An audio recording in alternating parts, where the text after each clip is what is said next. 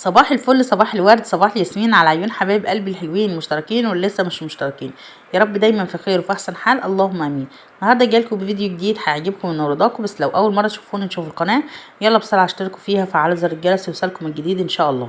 زي ما انتم شايفين كده حبايبي، النهارده هنذبح طيور مع بعض، علشان طبعا كان عندي مشوار فرح بنت اختي، فكان لازم ان انا يعني نروح الفرح وانا عندي حاجات في التلاجة ومجهزه يعني قبل ما نمشي.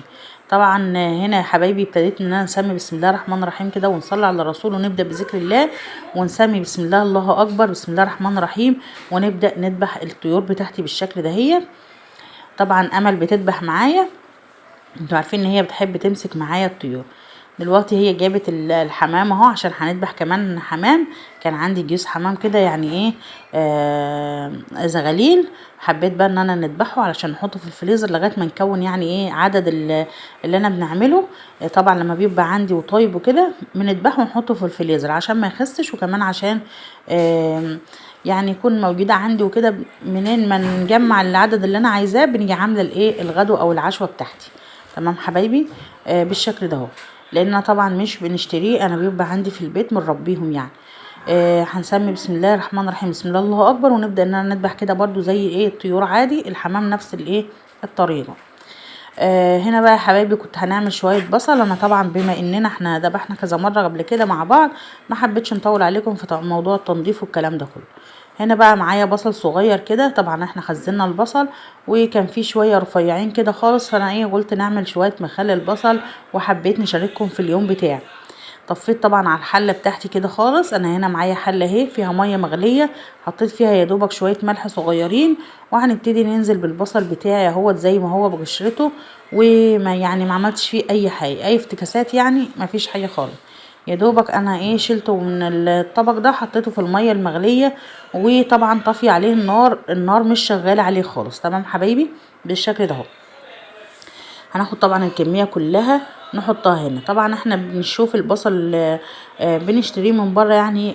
في ناس كتير مش بتعرف الطريقة بتاعته، طريقته سهلة وهتعجبك جدا. والبصلة دي يعني بتبقى صغيرة خالص، ممكن انتي مثلا تكوني مستغنية عنها، او مش عارفة تعملي بيها ايه. ممكن تعملي بيها شوية مخلل صغيرين كده، تحطيهم في تلاجتك او في مطبخك، بحيث ان انتي يكون عندك من انواع المخللات كلها، بدل ما تشتري الحاجة من بره غالية.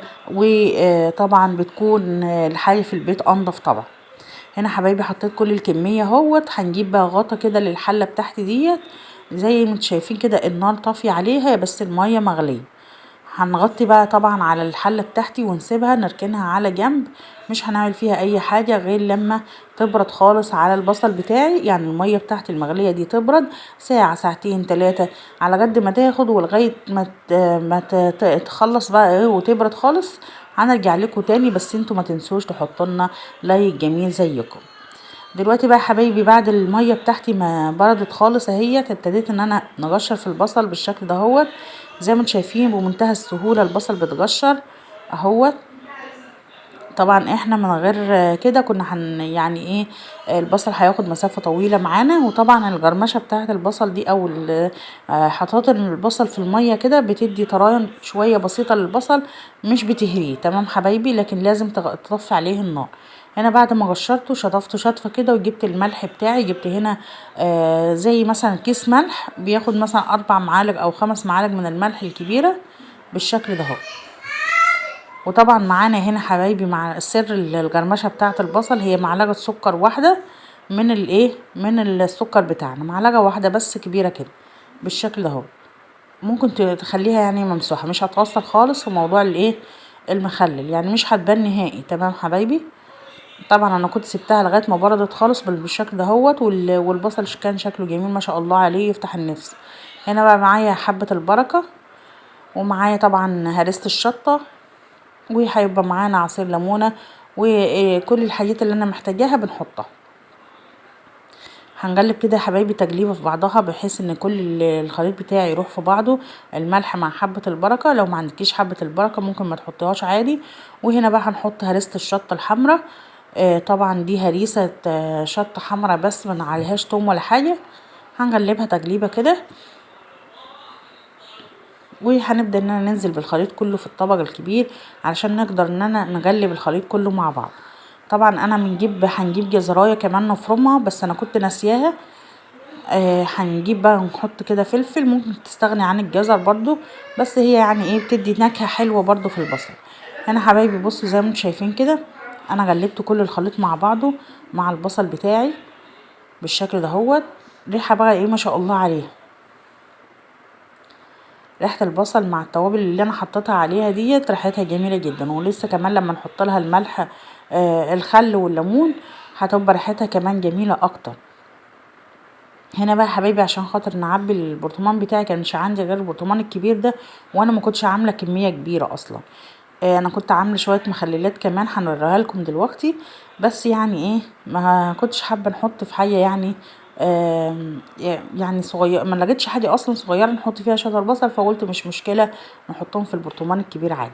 حطينا هنا ميه على خل على بقيه الحاجه اللي معانا، وحطينا عليها ايه ربع كوبايه من الخل، وهنجيب عصير ليمونه هنعصرها عليها. طبعا انا كنت بنغلب كده بقى الخليط كله مع بعضه، يعني ايه اللي كان فاضل كله في يعني في الطبق بتاعي دوت حطيته كله على الايه المخلل اهو بالشكل ده اهو يا حبايبي.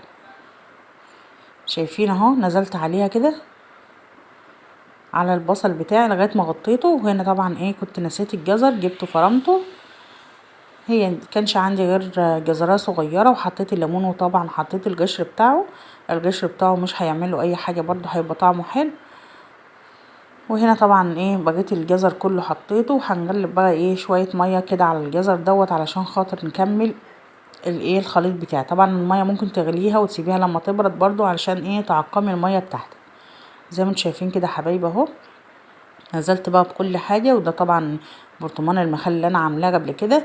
هنا هنحط بقى ايه شويه زيت صغيرين، معلقه كده من الزيت، وخلاص كده تمام تمام مفيش اي مشكله. هنقلب بقى الخليط بتاعي وهنقلب البرطمان بالشكل ده اهو. وده طبعا المخلل بتاعي كان جميل جدا، وده كان فلفل على جزر. برضو اي بواجي مخلل اي بواجي خضار عندي في التلاجة بنعمله مخلل، بحيث ان انا ما نخسرش الخضار بتاعي ونلقحه، وبرضو نستفيد ان انا عندي يعني المخلل في التلاجة وكده، مش هنحتاج ان انا نجيب من بره. شايفين بقى غرمشة المخلل كان جميل جدا ما شاء الله عليه، وشكله جميل جدا.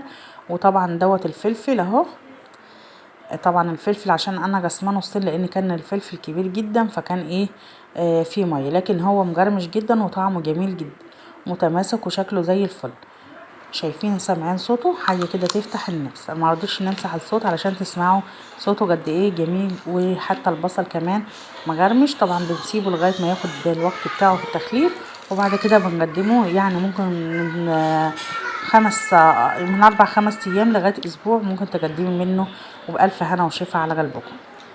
وكده وصلنا لاخر الفيديو بتاعنا. ما تنسوش تحطوا لايك وشير واشتراك في القناه وتفعيل زر الجرس يوصلكم الجديد ان شاء الله. واي حاجه محتاجينها اكتبوها لي في الكومنتات وان شاء الله نعملها معاكم. ونسيبكم في رعايه الله وامنه. والسلام عليكم ورحمه الله وبركاته. بحبكم في الله.